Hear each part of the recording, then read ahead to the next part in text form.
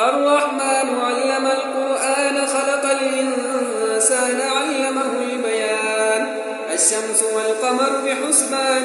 والنجم والشجر يسجدان والسماء رفعها ووضع الميزان ألا تطغوا في الميزان وأقيموا الوزن بالقسط ولا تخسروا الميزان والأرض وضعها للأنام فيها فاكهة والنخل ذات الأكمام والحب ذو العصف والريحان فبأي آلاء ربكما تكذبان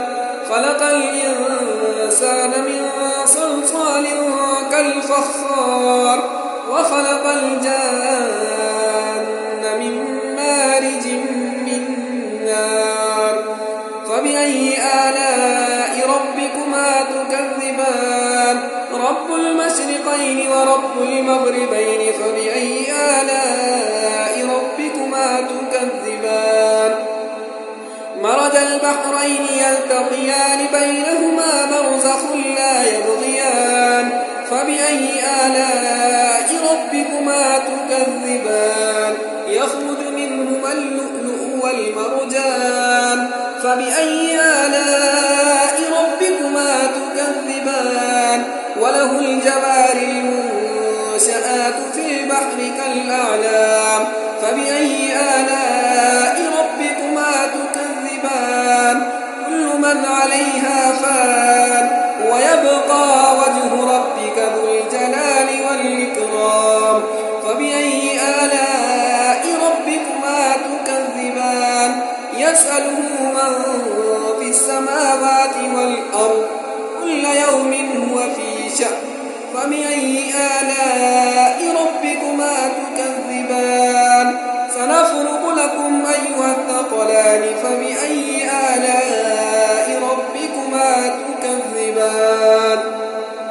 يا معشر الجن والإنس إن استطعتم أن تنفذوا من أقطار السماوات والأرض فانفذوا لا تنفذون إلا بسلطان فبأي آلاء ربكما تكذبان يرسل عليكما شواظ من نار ونحاس فلا تنتصران فبأي آلاء ربكما تكذبان فإذا انشقت السماء فكانت وردة كالدهان فبأي آلاء ربكما تكذبان فيومئذ لا يسأل عن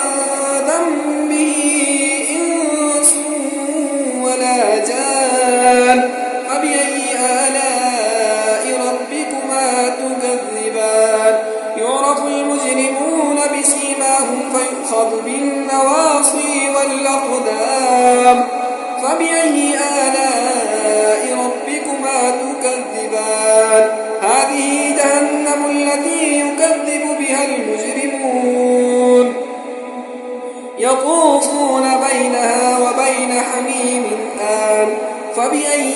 آلاء ربكما تكذبان ولمن خاف مقام ربه جنتان فبأي آلاء ربكما تكذبان ذواتا أفنان فبأي آلاء ربكما تكذبان فيهما عينان تجريان فبأي آلاء ربكما تكذبان فيهما من كل فاكهة زوجان فبأي آلاء ربكما تكذبان متكئين على فرش بطائنها من استبرق وجنى الجنتين دان فبأي آلاء ربكما تكذبان فيهن قاصرات الطرف لم يطمثهن إنس قبلهم ولا جان فبأي آلاء ربكما تكذبان كأنهن الياقوت والمرجان فبأي آلاء ربكما تكذبان تكذبان هل جزاء الإحسان إلا الإحسان فبأي آلاء ربكما تكذبان ومن دونهما جنتان فبأي آلاء ربكما تكذبان مدهامتان فبأي آلاء ربكما تكذبان فيهما عينان نضاختان فبأي آلاء ربكما تكذبان فيهما فاكهة ونخل ورمان فبأي آلاء ربكما تكذبان فيهن خيرات حسان فبأي آلاء ربكما تكذبان حور مقصورات في الخيام فبأي آلاء ربكما تكذبان لم يطمثهن إنس قبلهم ولا جان فبأي آلاء ربكما تكذبان متكئين على رفرف خضر وعبقري حسان فبأي